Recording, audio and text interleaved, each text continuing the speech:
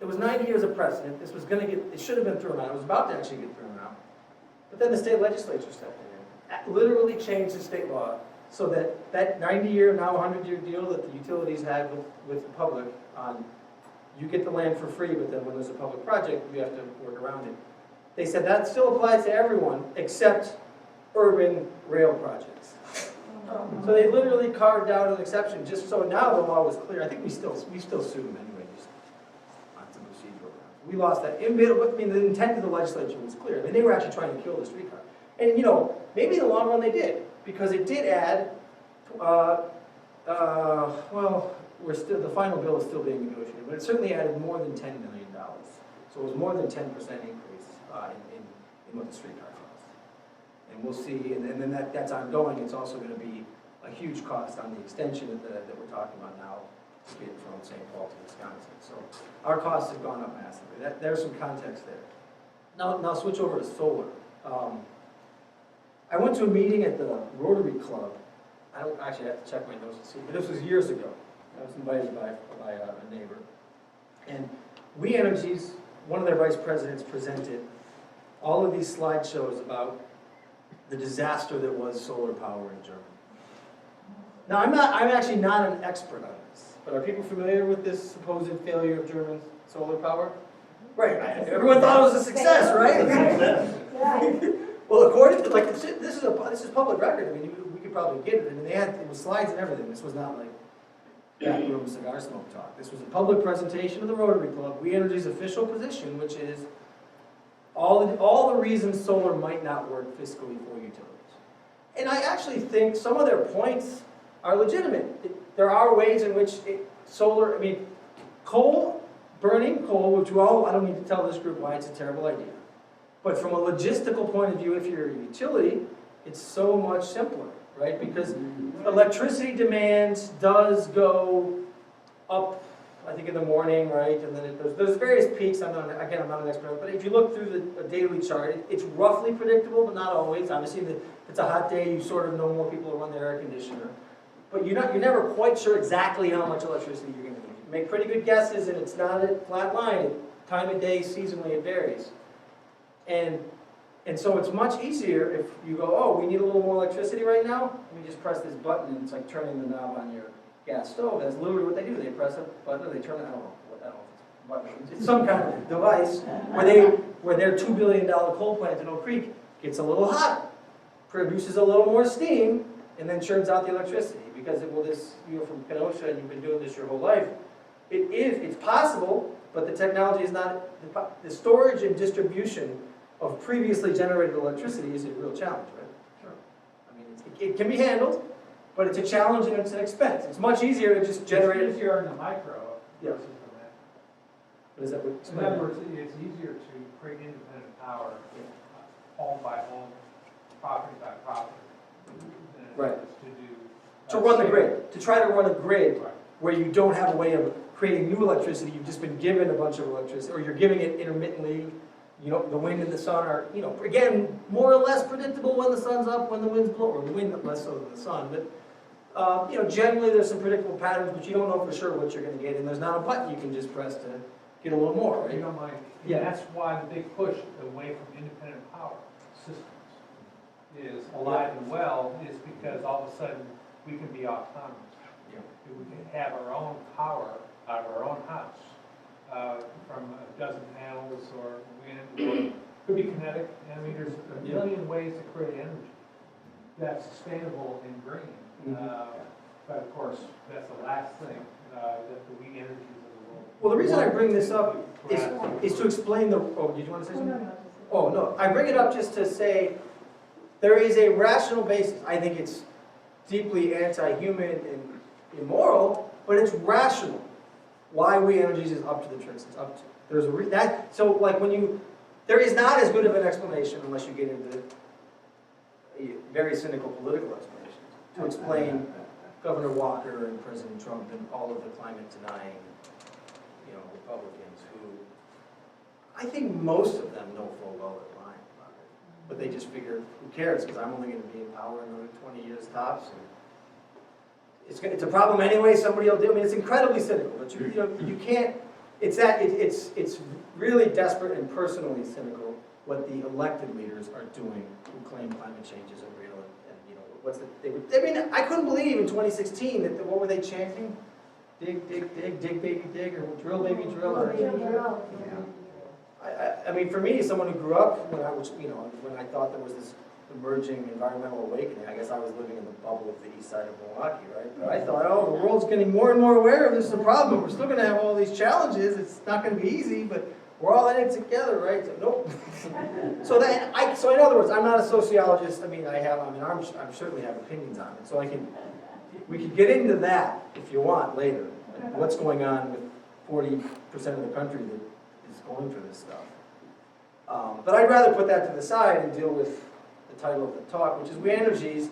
And these are relatively very smart and relatively rational people with pretty clear self-interest. And they're trying to run, and to some extent their self-interest is our interest, to some extent, because we're all ratepayers. So that's what we're up against. So they presented this at the Rotary Club where they explained all these problems with Germany. And again, somebody here should probably do research on the German example. Their point was essentially, it worked for a little while when they got just a little bit of solar. But once solar became like their main source, then they had all these problems because they couldn't just turn the knob and get more electricity when they needed it. So Germany went so gangbusters for solar that I think it actually became bigger than their fossil fuel use. So we all just assumed good news. And I think it still is good news. But the actual utilities were having some trouble meeting the demand. So I mean, to me, that's, you make a presentation like that and you go, let's learn from Germany. As we're ramping up to 50% to 100%, let's learn from the challenges they had with it and make sure our systems is prepared so we don't have those, I would call them hiccups, not failures. Their attitude is, this solar's terrible. I mean, literally, that's what they were saying. They were saying it's terrible. And this is when they started, under Governor Doyle, they had their Focus on Energy program, which I think, did you get your panels, Greg, when that was under? So when you first installed, we were paying you double, right? I got the Focus on Energy and federal. Is that what you mean by double? Well, when you sold your electricity, the extra that you didn't use when you sold it back to the grid, didn't they pay you double for it? No. But you were maybe more recent. Yeah, the group buy that we did here. So you did it more recently. Right, was just when they were losing the court case. Yeah. So it was at the point where they were threatening to try to see more. There was a time, this is going back to before I was in office, I think in the 2000s, the aughts, when we had a Democratic legislature, Democratic governor, and they did say, we're going to incentivize solar. If you put solar panels up, we'll pay you actually more than the market value of electricity to incentivize it. And this is a little bit of political history. Jeff Plaley was a Democrat, and he was the sponsor with Republicans to get rid of that. And then the Potawatomi went after him. And that's how we got Senator Chris Larson. I mean, he also worked his tail off and made a very good case, and he's a very good representative. But the guy he beat, the incumbent he beat in the state senate, he came out of nowhere, went right from county board to the state senate. And that was because the environmental interests, shall we say, right? Not every special interest is one we disagree with, right? The people that really care about the earth, like the Potawatomi, and want to see it get stronger, said, I can't believe we were betrayed by someone like that. So that was, and the betrayal only got worse once the Republicans got into power, because now We Energies actually wants, they're calling it a grid fee, but it's essentially a penalty. It's a penalty for generating your own alternative. So people are familiar with that, or that's the gist of it. So they propose that, and the grid fee, it goes back to this presentation they gave at the Rotary Club, their rationale for it. And if you're independent of climate change and global warming and that, independent of that, if it was strictly an economic argument, I would say, you got a point. If it didn't matter, if there was no issue of saving the planet or not destroying the planet, you'd say, well, some other people are paying for this grid and you're doing your own thing, but you are benefiting from the infrastructure of the grid. So that's how they're framing it as a fairness issue. We all benefit from the grid, whether we buy electricity or not. It's kind of like saying, I don't use any water, or I barely use any water, so I don't want to pay for the pipes. It's like, well, you still kind of need the pipes when you need the water.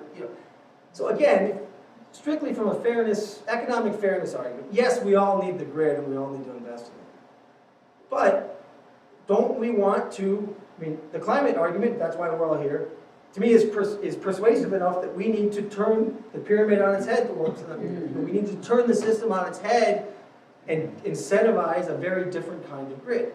and incentivize our own utility, which will cost us money as ratepayers, but incentivize our own utility to make serious investments in batteries, in intermediate batteries all over, so then when we do get this huge amount of sun on a nice sunny day at noon, and then 3 days later is Monday morning, and that's when they need it, they have a way of having that energy from Friday at noon to Monday morning. They can store it, they can distribute it.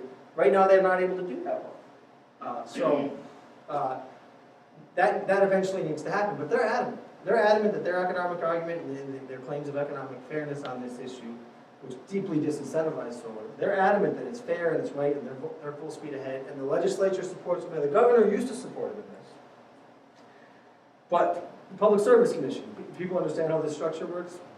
I'm not an expert on it, but there's this state-granted monopoly that We Energies is granted, but they have to answer to the Public Service Commissioners, who are appointed by the governor and approved by the legislature. And it's just a 3-member body. And they're kind of like the Fire and Police Commission holding our police chief accountable. They really could hold We Energies accountable. One of the 3 is now Tony Evers' appointee. 2 of the 3 would be if that lame duck rule had stayed thrown out. Okay. But for now, 2 of the 3 are leftover Walker appointees. So in some ways, I almost think We Energies is throwing everything they have at the wall right now, because they know once we get 2 of 3 people that actually acknowledge climate change exists and want to see real reform, they're not going to get away with this stuff. So they got away with it at the PSC level 3 years ago, this solar tax, or what they call a grid fee. It was successfully sued in court by a number of advocates, and although the reason they won was sort of procedural, and there are a lot of arcane, and really I'm not being falsely humble when I say I'm not an expert. I'm really not an expert. There's a lot of law on this, a lot of precedent. But there were all these hoops they were supposed to jump through. These rate cases often take years. We deal with it. The water utility deals with this too. Every time we want a rate increase, we have to go to the same Public Service Commission. It's very arcane. There's a lot of paperwork, a lot of explanations you have to make to justify rate increases or changes to the rate structure. So they didn't dot all the I's and cross all the T's would be my non-expert summary of it. Amy, if you ever have Amy Hart here, she could really get into it for you. Are you familiar with? Yeah. So we won in court, but sort of temporarily. Now they've gone back to and they've dotted the I's, crossed the T's. And so we as a city, I sponsored it. That's not even the law. I haven't even gotten to the lawsuit that I'm going to finish with, but which is currently. But we are against that, and we've filed that to the PSC. But given who the members of the PSC are, I'm not sure how likely it is. I have a feeling they're going to get their solar tax. I just want to clarify that. I understand that 2 or 3 years back, Yeah. the PSC did approve a solar tax. Yeah, but the courts took it And down. then it was challenged Yeah. by environmental groups, and it was taken to court, and the PSC and the Energies lost in Right. court. Correct. The same process is going to take place now. Yes. And it will be challenged again, and we'll go to court again. Correct. But I'm guessing they learned from why the reason they lost the last time was technical. So I'm just assuming they're real idiots if they didn't fix it. You know what I mean? I'm told that the reason they lost is they did not provide all of the justification for it. Now, if we get the right judge, would they say, I disagree with this justification, this is no good? Maybe. So I shouldn't be so pessimistic. I hope we win that one. I'm worried that there's a good chance we won't. But we'll see. The next one I'm going to talk about, we actually definitely will. You never want to say definitely with judges, but we really should win. The law is extremely clear, yeah. I just wanted to ask, how long are the current 2 Walker PSC appointees in office for? Well, I thought they were gone with this lame duck thing, but when their term ends, I should know that. I don't. Does anyone know? 6-year terms. 6-year terms, okay. So it depends on when they were appointed. I mean, the current chair is, I have her name underlined in one of these articles, Rebecca Valk. Oh, and we just heard. And then she's at the Evers appointed. She's the current chair. Well, we just heard that she is now going to move to the national level with the Trump administration. What? Yeah. One Evers of appointee? the Republican appointees is going to. Oh, one of the Republicans. Oh, so that would, So that one of the 2 Republican appointees. well, that could actually be great news. Yeah. So now let me get into, that's sort of a general rate case that the city weighed in on because we thought that's obnoxious. We've got people like Greg that have these banners up and we don't want them to be penalized. But we're sort of an interested third party in that. Here, we're a direct, we made a contract with Eagle Point, and us and Eagle Point are directly, well, first challenging at the PSC and then waiting to sue Energies. There's a little bit of nuance here, and I'll try to explain it. Nick, what's Eagle Point's business? Eagle Point, they solar panels. They're based in Dubuque, Iowa. Is it Eagle Point or Park? Eagle Park is a brewery. It's Eagle Point. You got the Eagle Park of the new brewery. People been there? Kind of my brain is reading. Eagle Point, this article I have here is it's a Dubuque, Iowa-based solar LLC. And interestingly, this guy did something very similar in Iowa, and the Iowa utility said no to him, sued them and won in Iowa. I have several articles on this, which I can forward to you if you want to give them to the group later. But they're also, if you just Google it, if you Google Eagle Point suing We Energy the city of Milwaukee, a lot of these are not, some of them are mainstream Milwaukee, but some of these are, E&E News and, National Environmental Press is covering this pretty thoroughly. But also the Shepherd Express, I think you saw they've done a story, Urban Milwaukee's covered this. Even the Journal has done a couple stories on it. Because it is actually somewhat newsworthy. About a year ago, so now I'm kind of getting, this is my last anecdote, and we'll take questions, giving you the context of 100 years of We Energies and how we got to this point, especially in the last decade. So the city of Milwaukee issued an RFP. We didn't know Eagle Point, well, maybe Eric Schaumacher was the office day, but we issued an RFP. We say, we have these buildings, we've got 3 libraries, a couple of other public works, and a police station. With nice big roofs, pointed the right way, no obstructions or limited obstructions. We think they'd be great for solar. Let us know who's going to install them, what it would cost, and how you finance it. And so Eagle Point had the winning bid. Are you familiar with Eagle Point? Yeah. Okay.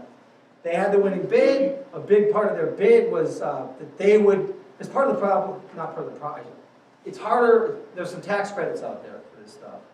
But obviously the city doesn't, we don't pay as much tax, we certainly don't pay property tax. It's harder for us to use some of these tax vehicles directly.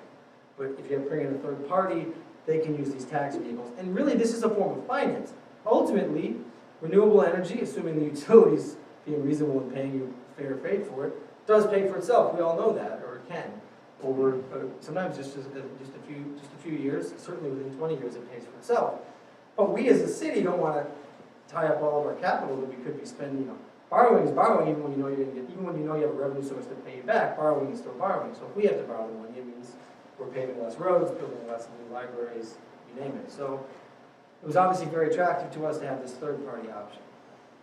This was a public RFP. We Energy's obviously not at the top of the pyramid, but the middle management of We Energies was fully aware of this, said nothing, gave us no warnings, nothing.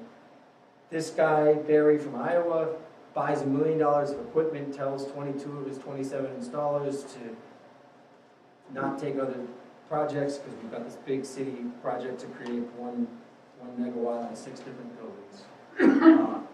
And then at the last minute, We Energies says, no, you can't do it. And their basis is a complete, it'd be one thing if they'd said up front, this is a courtesy, but clearly they were worried, they saw this was a good deal. They panicked for all the reasons, I've laid the background on why they panicked. And I think even they would admit, if you gave the truth so, that it's a cockamamie legal argument. But almost who cares? Because a cockamamie legal argument, if it takes you 2 years to win, gives them enough time to do a couple of things. And I have some theories on what they're really up to. Some of them aren't theories, they're in their own press releases. So they denied it on the basis that this was an illegal, it was a violation of their state-sanctioned monopoly. Because Barry from Dubuque was trying to horn in on their monopoly on being a utility. And the funny thing is, the utility in Iowa made the exact same argument. And in Iowa, there was almost no case law. Wisconsin is full of case law on this topic. It's very clear that just because you third-party finance, as long as you have there's a legal term, limited range of customers, you are not a competing utility. I mean, the law is crystal clear. It couldn't be clearer. Like our own lawyers will tell us when, I wouldn't admit it publicly, but when a case is like 50-50, they'll tell you that. They'll tell me that, they won't say it publicly, they're lawyers, right? This case they've publicly said is a slam dunk. Like the precedent could not be clearer. There have been other cases where it looked more like a utility than this one. They would be a utility if they said, we're gonna make some solar on your roof and then I'm gonna have a solar lemonade stand outside and just sell it to anyone walking by.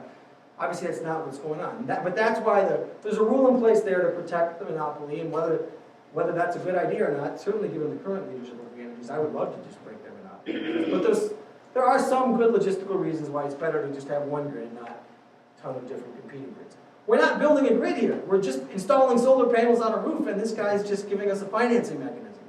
We're literally plugging into their grid. And so they denied the plug into their grid permit fee on the basis that, in their opinion, this violated state law. So we're suing them, but first, though, before you sue them, you got to go to the PSC. But first we appealed just to them directly. We said, you realize you're misreading the law, you guys are nuts, right? They said, we still think we're right. But their second letter of denial was, not only are we sure we're right and we're denying this, or continuing to be wrong, but you think we're right, would you consider letting us install solar panels? And now this was a weird twist, and I actually kind of want to get the group's feedback on how best to proceed, because on the one hand, having the $23 billion elephant in the room suddenly get religion on climate change and alternative energy sounds like progress, and who cares how you get there? If the mountain moves to Muhammad, you welcome the mountain, right? But it might not be that simple, right? Because there's a lot of devil in the details in these contracts. And it's clearly my speculation that their real goal is just to force out the competition, kind of like they're going to, we'll go into a contract with them, and the four corners of that contract might be just fine for a few roofs. It might even be better because they can actually offer us a little more upfront cash if they want. They're made of money. Barry from Dubuque isn't. But once we do that and run Barry from Dubuque out of business, because this has effects throughout Wisconsin, is that a good long-term play? So it's very suspicious that why didn't they just respond to the RFP in the first? They might have won the RFP if they responded. But they let somebody else win the RFP, then they illegally block him, then they go, would you please use our panel? So we're very suspicious of what they're up to. That's what I think, did you run the quote I said I called them reprehensible? I've been calling them names a lot. So I know which quote. What did I say on your website? I mean, you lifted it off the Shepherd Express.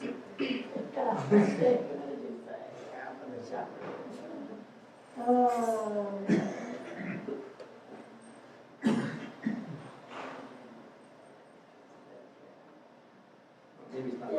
Yeah, clearly protecting the monopoly on power, no matter how it's generated. And if anyone else tries to be innovative or efficient with money, they'll throw their body in front of it. Not because it has anything to do with the world of their customers, but to protect their monopoly. We Energies has more power than anyone else in our region and has used their power to expand their carbon footprint rather than to reduce it. Yeah, I agree with that. Yeah. So that's kind of what we're dealing with this weird twist of they're suddenly now sort of into solar. And so we're suing them over the 6 rooftops. And this is, I think, an open question, and I was just talking to Linda about this, and because Alderman Bauman has also been very outspoken on this topic. And do you want to fight scorched earth with them, or do you want to say, well, if you are inching our way, let's at least explore what you mean by that? Or you're saying, no, don't even explore it? Don't trust the bastard. Why? Well, trust it. No. But don't work with them at all? Or? Well, I don't think, they're not opposed to solar. Yeah. They're opposed to anybody else's solar. Yes, correct. They're perfectly happy to build a big solar farm of their own. Yeah. Because it makes economic sense. Yeah. But they're not out for anybody's interest but their own. But if their own interests coincide with solar, we probably should say that's maybe good if it doesn't force everyone else out of the market. Yeah, but it will. Well, We may. so here's this nuance, which I'm sure you all, has Eric presented to you, or you've all met privately with Eric? Or everyone know who Eric is? He runs our eco office. He did speak to our whole group He a did, year okay. or two ago, but then a few of us just met with him last Yeah. Friday. And I meant to pass this out at the beginning, just in case people. And he In did case say you were that bored Eric listening was to talk. referring to Yeah. is head of the eco committee for the city of Milwaukee. Where he's Office. not committee, he's the office. He's Office, I'm he's sorry. He's the sustainability Yes. director. So this is not solar related, this is stormwater related, but it's a very good report, and the city council just approved this plan. And it's kind of, normally I wouldn't pass out, words, but even my 14-month-old daughter spent an hour with this, because there are a lot of pictures. So. And I asked Eric specifically if I wanted a nice glossy copy, so pass that around if you'd like. But that just, it's probably of interest to everyone here. It's online too, you can just go online and find it. But that's our stormwater plan going forward. So Eric he's trying to be thoughtful about this, and he works for the mayor, but we have to approve all this stuff. And his, splitting of the baby, what he suggested is this, I'll present it to this group, get your thoughts on it, is they've offered this new plan, which they offered last minute while denying this other connection, so the cynicism couldn't be more obvious. But they offered it for rooftops and for brownfields. And in the case of brownfields, vacant land, even our lawyers agree, that would be illegal. If we got, part of what makes, what Barry from Dubuque at Eagle Point's trying to do is that it's on a building. So we're primarily using the power for our own building, and we're selling, if there's extra, selling. We need to connect to the grid for all kinds of logistical reasons, but it's generating power for the building it's on as its first use. Obviously, vacant land has no need for power, so just putting stuff on vacant land, actually, by most people's reading of the law, would be a direct violation of the current state-sponsored monopoly. So we wouldn't be able to do an RFP for a brownfield anyway for solar panels. We'd have to work with New Energies no matter what. So Eric's proposing, we've got a big landfill by the airport, we've got some land at 30th and North, and I'm sure, I mean, there's not, it's a city, we don't have that much land in that. We have less than San Francisco, but we have more abandoned land in San Francisco, less than Detroit, put it that way, right? We have some. And I think that might be a way forward, so we're considering that as a possibility to work with them on the brownfields. Put up a solar farm on Yeah. some of the brownfields? Right, but not on rooftops because we were worried that would limit competition. And We Energies would either build or operate? Yeah, well, they just announced this plan, the detail, yeah, but they would, actually Eric gave me a quick summary of this, so I'll tell you. It would be, they would lease city-owned rooftops or brownfields so they would actually lease it, and then they would install the solar. So they would actually give us fees, they would be paying us. Yeah. So a little, But detail. but the city, Some they detail. want to get credit, the city wants to get credit for, Oh, you mean towards our renewable? towards your Sure. 25% renewable Yeah. Yeah. goal. Which they will get, under which Eric told us, the city has negotiated that, and also. Well, who even, I mean, in some ways, that's just credit is just, PR. it's PR, right? So I mean, who even, Yeah. if you're generating more power than you're using, you claim to be net zero, right? Well, I don't know, it does have a financial impact because the Solar Now program that Eric and the city are looking at is limited to 2.25 megawatts per customer. Right. Out of a total of 35 megawatts that's been approved by the PSC. Mhm. And a representative of We Energies also just spoke to the Shorewood Conservation Committee, Huh. and he informed us that, they've put together a list of municipalities and such that have expressed serious interest in the program. And counting up all that, they have 100 megawatts spoken for, but they only have 35 that is being So, yeah, offered. it might end up being a So it's a competitive popular, process. Yeah. right, it's Well, a it's popular not popular. program, and I was gonna say Yeah. that the lease payments, annual lease payments would be $90,000 for this 2.25 megawatts to the city. So We Energies builds it, owns it, and leases the So us getting space. credit with, maybe what you're saying is it'd be a little bit like Oak Creek getting credit for all the coal power. Right? Yeah, and with the city, getting the renewable energy credits for it, that simply lowers the lease payments to 86,000 as opposed to 90,000. That's not much. That's how they figured the deal. The Georgetown County. Yeah, well, excuse me, when you talk about brownfields, Yeah. you're talking about what affects communities of color and low-income people. And when I look at what Middleton did in terms of doing a solar array that renters could participate in terms of the economics of it. Now I look at what do poor people in this city, whether it's transportation or solar, how do we participate in this? And so when you get to the brownfields that have affected us the most, where does the rest of the community comes in who doesn't have the money to invest and who should be sought after in terms of their economic stability in the city. And so this whole idea of renters buying into solar arrays to benefit them is happening in Wisconsin. In your way, you're saying that's good? Middleton, And you're Wisconsin. saying that's good or bad? Huh? I'm saying it's great. Okay. It's great. Yeah. I mean, I thought you were bringing up the point of if you don't want to put solar arrays in neighborhoods, maybe where people. No, I'm not saying that. Yeah. Yeah.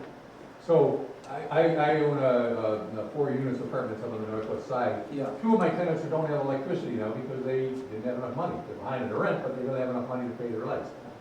This is what George is talking about. Yeah. So any deal with WE Energy has got to include that. That there's gonna be some way of getting, like George was talking about, some way of getting that energy. And one, and then two, they gotta get rid of, they gotta concede your lawsuit. And that's, I mean, you know, let's get this whole thing settled if Yeah. we're gonna get it settled. I mean, we gotta make, you know, deals that are good for our people.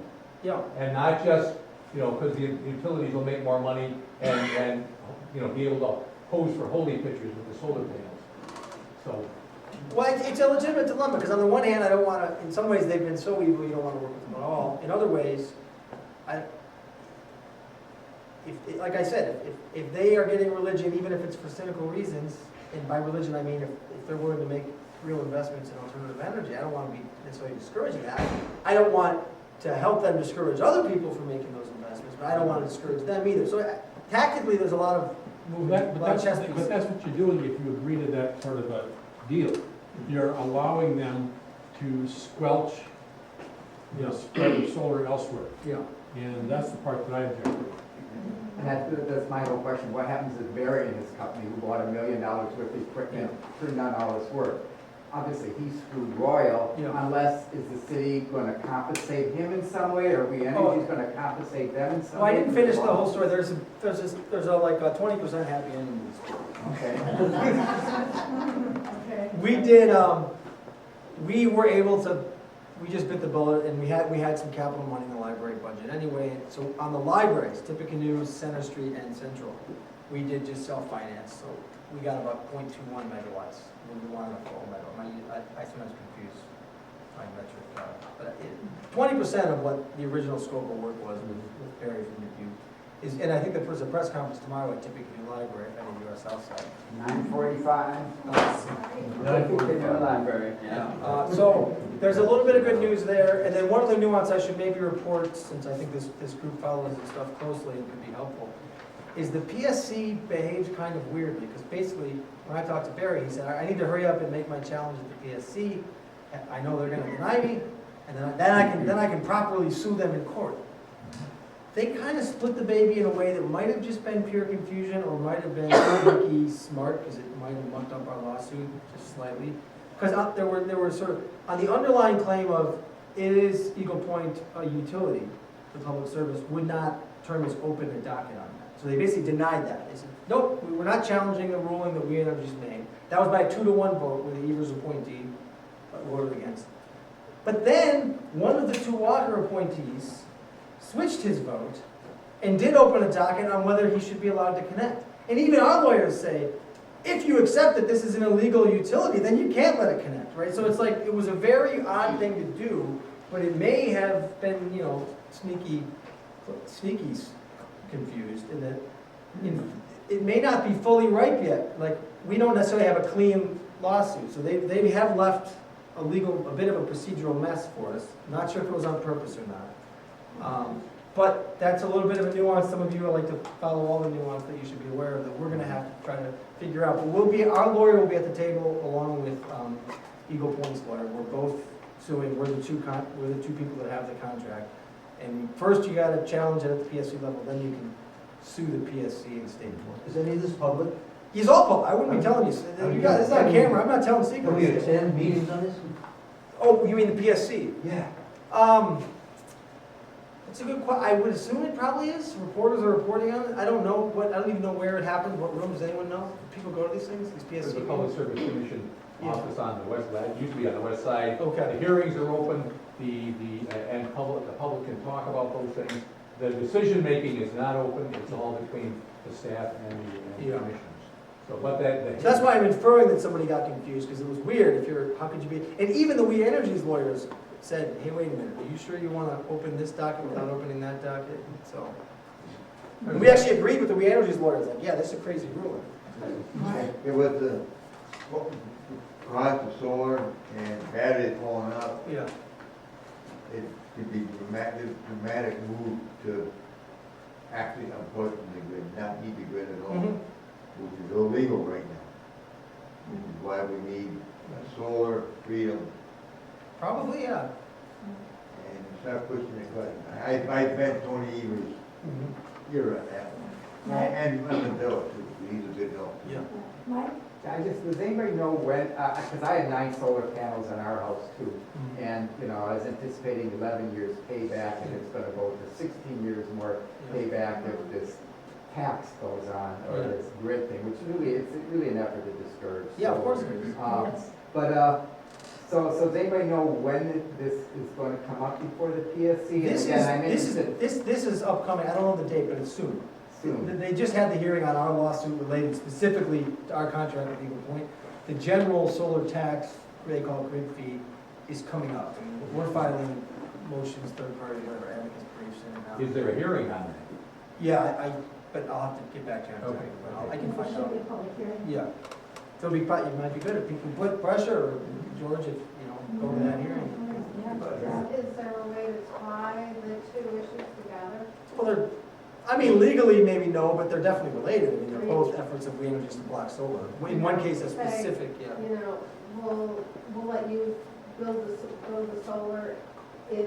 If you give up on the solar if you tax? give up the solar tax. Well, these are great negotiating points. In my experience, yeah, We Energies has never offered me such a deal. Like, I will say this, I did get a 90-minute meeting, which I thought would only be 20 minutes, and I ended it because my wife was waiting for me outside. We had plans to go camping that weekend. Phil Clapper wanted to convince me. Like, this was after I had gone to the Rotary Club. I had said some other not nice things about his company, 5 years ago, when the streetcar thing was all happening, and well, they weren't even proposing the solar tax yet. They were just getting rid of the rebate.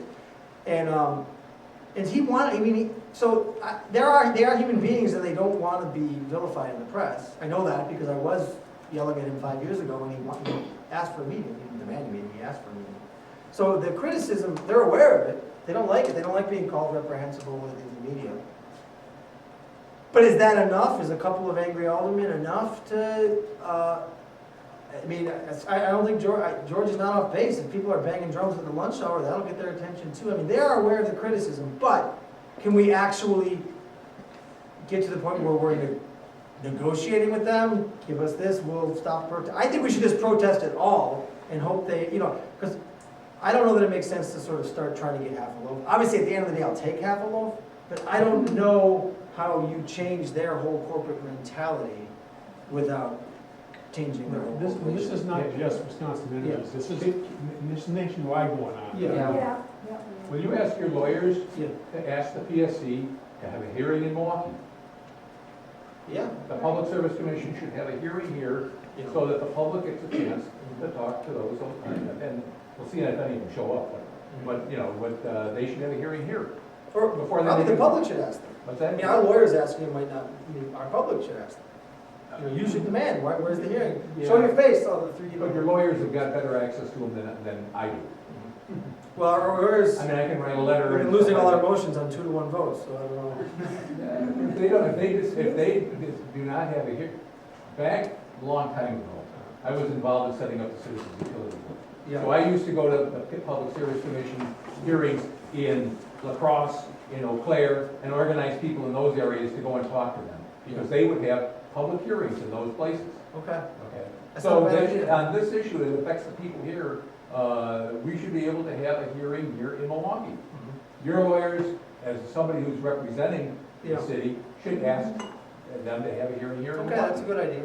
I would think the chair of the PSC would have some say in where they have Yeah, meetings. that's true, the chair's the Evers appointed. Yeah, No, that's good. definitely. Bruce? Several years ago, the Common Council passed a resolution, I think, to explore the option of forming its own municipal utility, electric. Yeah, that was- Whatever happened with that? Well, that was one of the things that got Gail Clapper's attention, right? I mean, obviously, we don't have the authority to do that, there's this state law, but if we ever get a Democratic legislature and a Democratic governor, or even just any, never mind the party, any party that doesn't deny climate change, where, third party's fine, or Republican Party changes its mind, wakes up and reads peer-reviewed research and says, oops. And I think that realistically could happen as early as it can't happen before 2022, unless we win the gerrymandering case, but given Kavanaugh and Gorsuch, I'm not hopeful on that. So we basically need to have a new, 2020, there'll be a new census, which will already be somewhat pre-spiked if they want this stupid question. But whatever, we'll have a new census. The Republicans will try to gerrymander again, Evers will veto what they're doing. It'll probably so the courts will probably end up deciding our districts. Then we can finally have a fair vote where if we get 55% of the vote, we might actually get 55% of the representatives. The earliest that could be is 2022. But, if you're a CEO making, whatever they're making, 8 figures, 7 figures, 20, that's, in 2022, you got a common council saying we want this power, you have groups like 350 saying we want this power, you have a legislature that listens when the common council and these groups talk. They could be on borrowed time with their current model. So, and that's that move that we did, that Bob and I did, was an agitation to get their attention. Hey, it was an existential threat to them, which currently has no powder in the gun, but, Because some municipalities run their own electric company very well. But we should be thinking big about totally reorganizing the way the utilities. There were hands over here, did we get Time checks. This time again, I just really want to address some of the other people that are here tonight, the students that are here just for the first time or the second time. And so this is kind of heavy stuff and this detailed stuff. But I just think an overview that the way that this utility stuff works here for electrical energy is that the WE Energy Company is a private, for-profit company. And their main goal is to make profits and make money for their shareholders that own shares in their company. That's what they're all about. And so when they build a big new coal power plant down in Oak Creek and sink all this money into it, they want to keep it going and going and going in order to make enough money to pay off their shareholders who, without this money, was invested in that plant. Maximum return of. Maximum return of investment, yes. So, so on the other hand, besides being a private for-profit company, they're in a very unique position. They also are responsible to the public in their territory that they've been assigned to be responsible to provide electricity to. So it isn't like a normal corporation. Well, one of the reasons they've got other obligations to their customers. And that's where we really need to make a demand. Whereas when you get a municipal utility that means owned by the city itself and run by the city, you don't have this profit motive thing going on, and they can just look at what a service to the community.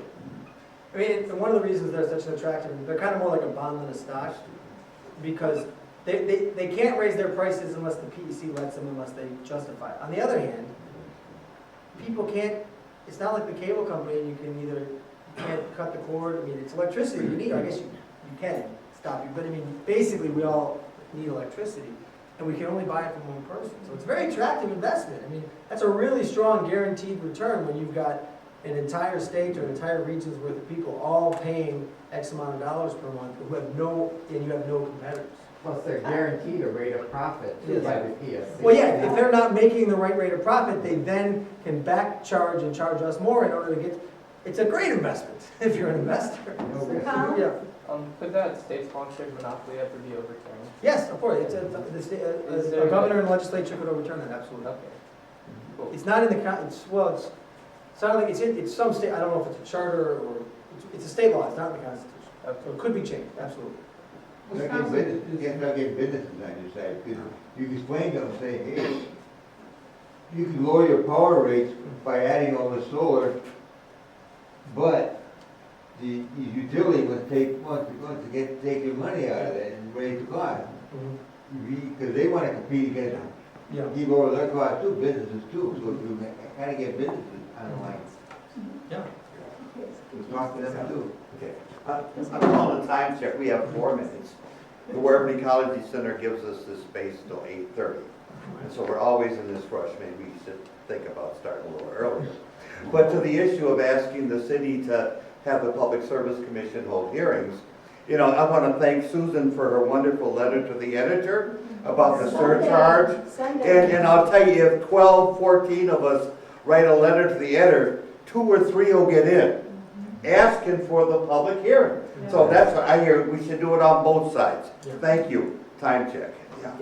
Anybody who hasn't asked yet that wants to? Say there's this Oh, great yeah, you have- example that was given, and that other little letter to the editor saying, about the solar tax on, even if you have solar panels on your roof and you go away for 2 months and you're not even using any electricity, they're still gonna tax you on those solar panels every month.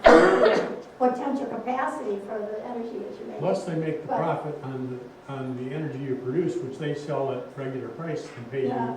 wholesale. Well, this one person that wrote into it, Cheryl said, you mean if I grow my own tomatoes, I should have to pay a surcharge to Sendix? Yeah. Because they've got the tomato, That's basically- tomato monopoly on the city, but I don't have my own. Yeah. I have to pay a surcharge on mine, That was a good one.